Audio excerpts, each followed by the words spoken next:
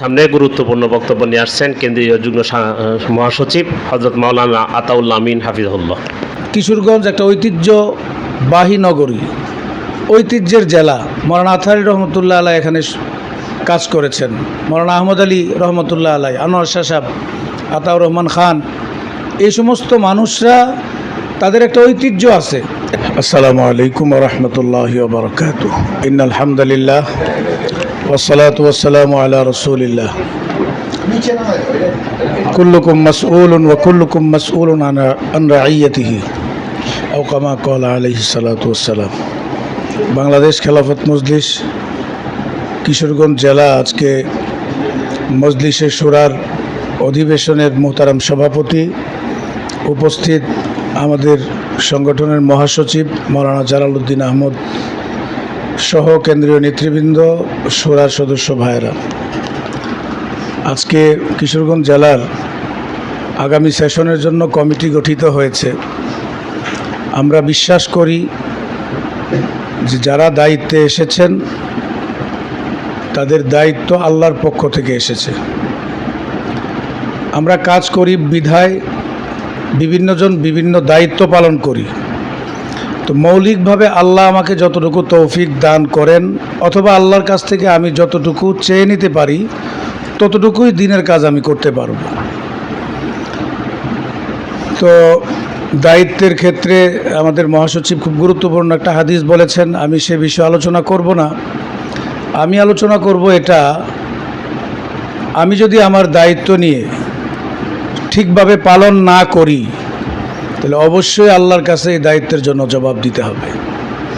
আমি যদি দায়িত্ব পালন করতে গিয়া কারো উপর জুলুম করি, এটাও আল্লাহর কাছে আমার জবাব দিতে হবে। তো আজকে নতুন কমিটি হয়েছে, আমরা সুন্দরভাবে এক মনে কাজ করতে হবে। আল্লাহ রসুল বলেন ইয়াদুল্লাহি আলাল জামাআহ, আল্লাহর নুসরত, আল্লাহর শক্তি হলো জামাতের মধ্যে। আমরা এক যদি থাকতে পারি, টিম স্পিড বলে, টিম স্পিড ছাড়া কোনো কাজ হয় না। যে সকল শাখাগুলোতে টিম আছে, একটা জামাত আছে, এক মনা মানুষ আছে, তারা কাজ করতে পারে। আর বিক্ষিপ্ত মনা, বিভিন্ন মনা মানুষরা আসলে কাজ করতে পারে না। তো আজকের কমিটি হয়েছে, কিশোরগঞ্জ একটা ঐতিহ্যবাহী নগরী, ঐতিহ্যের জেলা।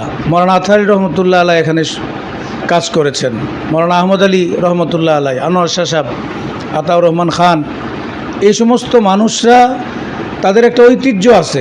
একটা সময় বাংলাদেশের ইসলামী রাজনীতির মূল প্রাণকেন্দ্র ছিল কিশোরগঞ্জ। সেই হিসাবে আপনারা যারা এই এলাকার রাজনীতির নিয়ে পড়াশোনা করেছেন অবশ্যই জানেন, এই যে মৌলানা মহিউদ্দিন খান রাহিমাহুল্লাহর জীবনের খেলা গড়ে যারা পড়েছেন, 1950 সালের কিশোরগঞ্জে একটা সুলাকিয়াতে একটা ঐতিহাসিক সম্মেলন হয়েছিল।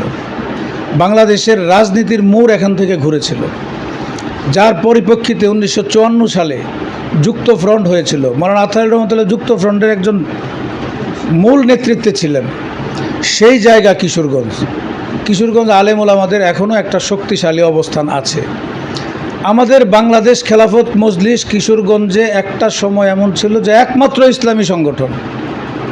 তা আমরা বিক্ষিপ্ত ছিলাম, আমাদের থেকে অনেক ভাই চলে গেছিল, অনেক ভাইয়েরা আবার ফিরে আসতেছে। আমরা আশা করব সবাই আবার নিজের ঘরে ফিরে আসবে। এই জন্য আমাদেরকে স্পেস দিতে হবে, আমাদের হৃদয়ে যেমন জায়গা দিতে হবে, আমাদের দায়িত্বেও তাদেরকে জায়গা দিতে হবে। যদি আমি জায়গা দিতে পারি, আমার সাথে লোক থাকলে না আমি নেতা, লোক না থাকলে আমার কোনো দাম নাই।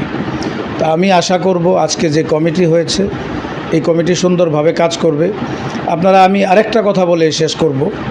আমাদের কেন্দ্রের একটা শৃঙ্খলার একটা নিয়ম আছে। কেন্দ্রের জেলা পর্যায়ের দায়িত্বশীলরা কার সাথে যোগাযোগ করবে? জেলা পর্যায়ের দায়িত্বশীলরা সংশ্লিষ্ট সাংগঠনিক সম্পাদকের সাথে যোগাযোগ করবে।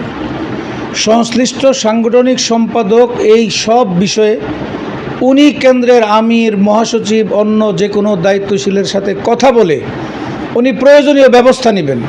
কিন্তু জেলা কমিটির কেন্দ্রীয় মেসেজ, কেন্দ্রীয় সব কিছু করবেন সাংগঠনিক সম্পাদক। তো আজকে এই যে কমিটির একটা বিষয় আসছে, কমিটিতে আরও কিছু লোকজনকে সংযোজন বিয়োজন করার বিষয় আছে।